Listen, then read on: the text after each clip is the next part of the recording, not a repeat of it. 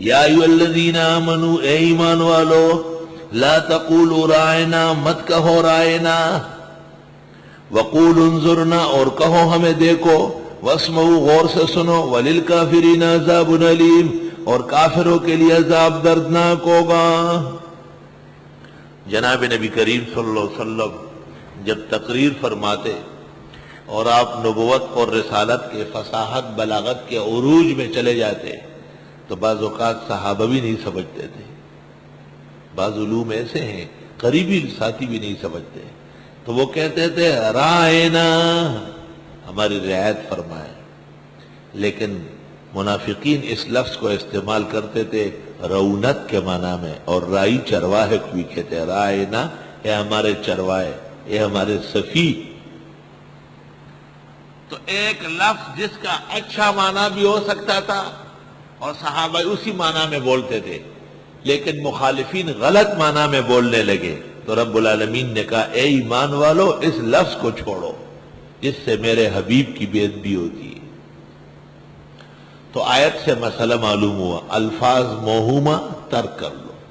الفاظ موہومہ، حضور، حضور کا لفظ اصل لفظ ہے حضور بروزن فعول۔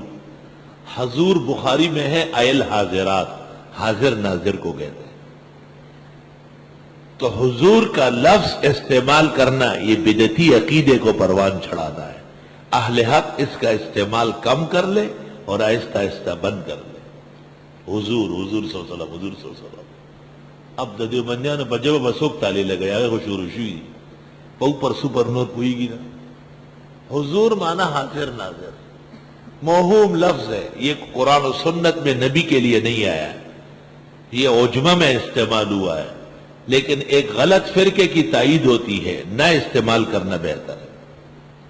ہم جانتے ہیں کہ اہل حق اس کو جناب کے معنی میں لیتے ہیں، جیسے کہ لغات القرآن میں لکھا ہے کہ حضرت کا لفظ بھی جناب کے معنی میں ہے، لیکن حضور کا لفظ ہدایہ میں حاضر ناظر کا معنی کیا ہے، اور حضور کا لفظ بخاری میں حاضر ناظر کے معنی میں آ چکا ہے۔ اس واسطے اس کا استعمال اہل حق جو خدا کے سوا کسی اور کو حاضر ناظر نہیں مانتے وہ نہ استعمال کرے اسے۔ صحابہ کرام بھی رائنا بمعنی محترم مکرم کے اور ہماری رعایت کیجئے استعمال کرتے تھے۔ یا ایھا الذین آمنوا، اے ایمان والو، لا تقولوا رائنا، مت کہو رائنا، وقولوا انظرنا، اور کہو کہ ہمیں دیکھو، واسمعوا، سنتے رہو، وللکافرین عذاب علیم، اور کافروں کے لیے عذاب دردناک ہے۔